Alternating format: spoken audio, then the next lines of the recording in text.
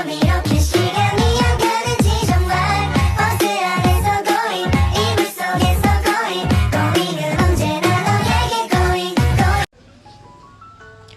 Assalamualaikum warahmatullahi wabarakatuh. Salam sejahtera bagi kita semua. Shalom. Om Swastiastu, Namo Buddhaya, salam kebajikan. Perkenalkan, nama saya Destinity Ecclesia Rawung dengan NIM 2306113. Universitas Sariputra Indonesia Tomohon, mengambil Fakultas Keperawatan dan Ilmu Kesehatan, program studi S1 Keperawatan. Baik, pada saat ini saya akan menjelaskan mengenai infeksi nosokomnial atau infeksi yang terjadi di rumah sakit. Infeksi nosokomnial. Untuk pengertian, infeksi nosokomnial adalah infeksi yang terjadi di lingkungan rumah sakit. Seseorang dikatakan mengalami infeksi nosokomnial jika infeksinya terjadi ketika sedang berada atau menjalani perawatan di rumah sakit. Selanjutnya, asal kata nosokomnial. Istilah nosokomial ini berasal dari bahasa Yunani, yaitu nosokomeion yang berarti rumah sakit, nosos yang artinya penyakit, komeo yang artinya merawat. Infeksi nosokomnial dapat diartikan sebagai infeksi yang berasal atau terjadi di rumah sakit. Infeksi nosokomnial adalah infeksi silang yang terjadi pada perawat atau pasien saat dilakukan perawatan di rumah sakit. Sebagai contoh, perawat dengan perawat, perawat dengan pasien, maupun pasien dengan pasien. Berikutnya, tanda dan gejala infeksi nosokomial. Gejala yang muncul pada penderita infeksi nosokomial dapat bervariasi, tergantung pada penyakit infeksi yang terjadi. Gejala yang dapat muncul antara lain, yang pertama demam, batuk, sesak nafas, ruam di kulit, denyut nadi yang cepat, tubuh terasa lemas, sakit kepala, nyeri otot, mual atau muntah, dan diare. Selain gejala umum yang disebutkan, penderita juga bisa mengalami gejala spesifik sesuai dengan jenis infeksi nosokomial yang dialami, seperti infeksi aliran darah dengan gejala berupa demam, menggigil, sesak nafas, tekanan darah menurun, atau kemerahan dan nyeri di tempat pemasangan infus bila infeksi terjadi melalui pemasangan infus. Selanjutnya, pneumonia dengan gejala berupa demam, sesak nafas, batuk berdahak, dan nyeri tajam di dada yang terasa saat bernafas atau batuk. Infeksi luka operasi yang ditandai dengan demam, kemerahan, nyeri, dan keluarnya nanah pada luka. Infeksi saluran kemih dengan gejala berupa demam, sulit atau sakit saat buang air kecil, sakit di bagian bawah perut atau punggung, dan terdapat darah pada urin atau hematuria. Pencegahan nosokomnial. Untuk mencegah infeksi nosokomnial adalah memutus cara penularan yang berhubungan dengan prosedur perawatan peralatan. Yang pertama, dekontaminasi, yang kedua pembersihan, dan yang ketiga sterilisasi atau disinfeksi. Infeksi nosokomnial. Definisi: infeksi yang didapat ketika dirawat di rumah sakit atau fasilitas sejenis, atau selama sampai pernah. Untuk kriteria yang pertama, pada saat pasien masuk rumah sakit, tidak ada tanda-tanda klinis infeksi. Yang kedua, pada waktu masuk rumah sakit, tidak sedang dalam masa inkubasi dari infeksi tersebut. Yang ketiga, tanda-tanda klinik baru timbul minimal setelah 3x24 jam sejak mulai perawatan, tak mutlak tergantung kuman. Yang keempat, infeksi bukan merupakan sisa infeksi sebelumnya. Dan yang kelima, saat mulai dirawat di rumah sakit, sudah ada tanda-tanda infeksi dan didapat dibuktikan informasi tersebut didapat ketika dirawat di rumah sakit yang sama pada waktu yang lalu serta belum pernah dilaporkan. Selanjutnya, faktor-faktor yang mempengaruhi infeksi nosokomial. Alat dan bahan untuk perawatan luka. Yang pertama, perawatan luka, penyakit penyerta, kebersihan lingkungan, kepadatan pengunjung, penggunaan antibiotik, lama perawatan. Jadi, alat dan bahan untuk perawatan luka besar kemungkinannya terjadinya infeksi nosokomial. Kriteria pasien dengan infeksi nosokomial. Mengalami infeksi nosokomial jika infeksinya terjadi ketika sedang berada atau menjalani perawatan di rumah sakit. Infeksi bisa terjadi pada siapapun di rumah sakit. Provider kesehatan, perawat dan dokter, pasien maupun keluarga. Komplikasi yang bisa terjadi karena infeksi nosokomial. Infeksi nosokomial yang tidak segera ditangani dapat menyebabkan berbagai komplikasi seperti infeksi jantung atau endokarditis, infeksi tulang, infeksi pada selaput pelindung organ pencernaan, infeksi selaput otak atau meningitis, sepsis, kumpulan nanah di dalam paru atau abses paru, kerusakan organ, pembusukan organ, gagal napas, penyembuhan luka yang lebih lambat, dan gejala ginjal. Jika infeksi diduga disebabkan oleh bakteri, dokter akan memberikan antibiotik secara empiris. Terapi antibiotik secara empiris adalah pemberian antibiotik awal sebelum jenis bakteri penyebab infeksi diketahui dengan pasti. Tujuan dari terapi tersebut adalah untuk menghambat perkembangan atau membunuh bakteri penyebab infeksi sambil menunggu hasil kultur keluar. Tujuan dari terapi tersebut adalah untuk menghambat perkembangan atau membunuh bakteri penyebab infeksi sambil menunggu hasil kultur keluar. Mengapa infeksi nosokomial penting? Jadi, kaitannya dengan infeksi lain tentu bisa saja ada, bisa juga tidak.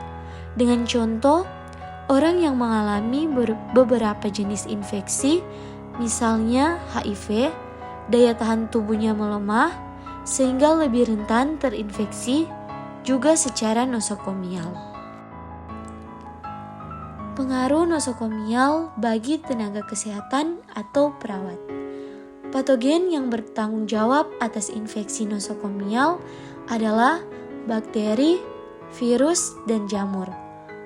Prevalensi infeksi yang disebabkan oleh mikroorganisme ini bervariasi di antara populasi pasien yang berbeda, keadaan tempat perawatan kesehatan yang berbeda, fasilitas yang berbeda, dan negara yang berbeda. Program pencegahan infeksi.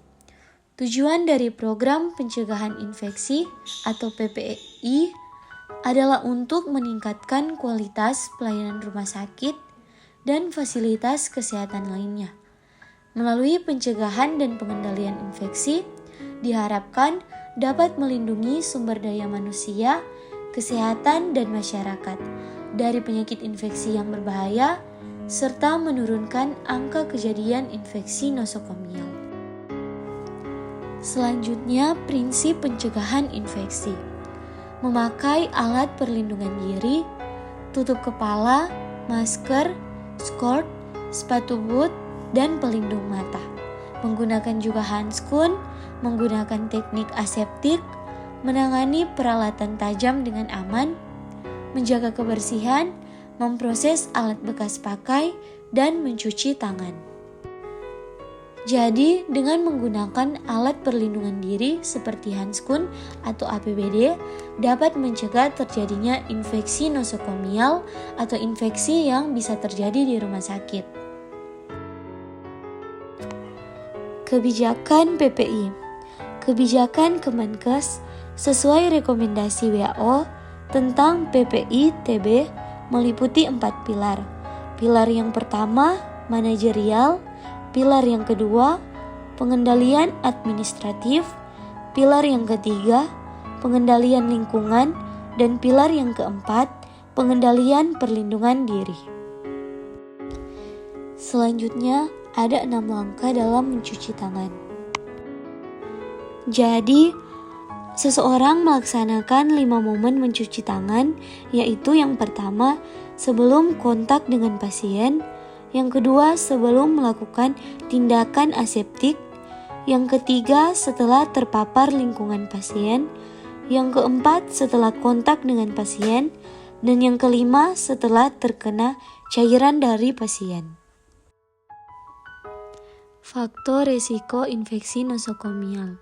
Seseorang yang berada di rumah sakit lebih beresiko terkena infeksi nosokomial jika memiliki faktor-faktor berikut: berusia lanjut atau masih bayi, memiliki riwayat mengonsumsi antibiotik dalam jangka panjang, menggunakan infus, kateter urin, dan tabung endotrakeal atau ETT, menderita koma, cedera berat, luka bakar atau syok, memiliki daya tahan tubuh yang lemah, misalnya akibat HIV atau AIDS, atau menggunakan obat imunosupresan.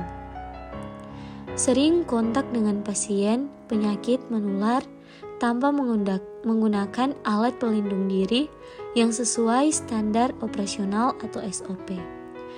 Menggunakan alat bantu pernafasan seperti ventilator, mendapatkan perawatan dalam jangka panjang di ICU, menjalani prosedur operasi seperti operasi jantung, operasi tulang, operasi transplantasi organ, dan operasi implan alat medis seperti alat pacu jantung.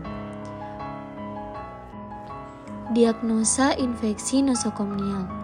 Untuk memastikan diagnosis, dokter akan melakukan pemeriksaan penunjang berikut: tes darah untuk mendeteksi tanda infeksi, tes urin untuk mengetahui ada tidaknya infeksi pada saluran kemih, termasuk untuk melihat jenis bakteri yang menginfeksi, kultur dahak untuk mengetahui jenis bakteri yang menginfeksi saluran pernafasan, kultur darah, dahak, atau cairan luka operasi untuk memastikan keberadaan dan jenis dari bakteri, jamur, atau parasit yang menyebabkan infeksi.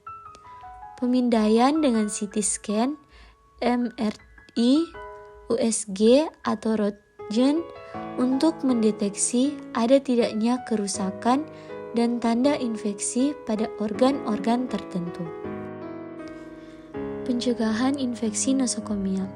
Pencegahan infeksi nosokomial menjadi tanggung jawab seluruh orang yang berada di rumah sakit, termasuk pasien, pengunjung, serta petugas kesehatan, seperti dokter dan perawat. Upaya yang dapat dilakukan untuk mencegah penyebaran infeksi ini adalah: yang pertama, cuci tangan. Penting bagi semua orang yang berada di rumah sakit untuk mencuci tangan dengan cara yang benar sesuai rekomendasi WHO. Ada 5 kondisi wajib untuk cuci tangan saat berada di rumah sakit, yaitu sebelum memegang pasien, sebelum melakukan prosedur dan tindakan kepada pasien, setelah terpapar dengan cairan tubuh, misalnya darah, urin, atau feses, setelah menyentuh pasien, setelah menyentuh barang-barang di sekitar pasien. Yang kedua, jaga kebersihan lingkungan rumah sakit. Lingkungan rumah sakit perlu dibersihkan dengan cairan pembersih atau disinfektan. Lantai rumah sakit perlu dibersihkan sebanyak 2-3 kali per hari, sementara dindingnya perlu dibersihkan setiap 2 minggu. Yang ketiga, gunakan alat sesuai dengan prosedur. tindakan medis dan penggunaan alat atau selang yang menempel di tubuh seperti infus, alat bantu nafas, atau kateter urin harus digunakan dan dipasang sesuai standar operasional prosedur atau SOP yang berlaku di tiap-tiap rumah sakit atau sarana kesehatan. Yang keempat, tempatkan pasien beresiko di ruang isolasi. Penempatan pasien harus sesuai dengan kondisi dan penyakit yang diderita. Contohnya, pasien dengan daya tahan tubuh lemah atau pasien yang beresiko menularkan penyakit ke pasien lainnya akan ditempatkan di ruang isolasi. Yang kelima, gunakan alat pelindung diri APD sesuai dengan SOP. Staf dan setiap orang yang terlibat dalam pelayanan di rumah sakit perlu menggunakan alat pelindung diri sesuai SOP, seperti sarung tangan dan masker saat melayani pasien. Selain beberapa upaya pencegahan di atas, disarankan bayi-bayi, anak-anak, maupun lansia untuk tidak melakukan kunjungan ke rumah sakit guna mengurangi risiko terkena infeksi nosokomial. Baik, sekian penjelasan dari saya mengenai infeksi nosokomial. Shalom, terima kasih. 버스 안에서 going 이불 속에서 going going은 언제나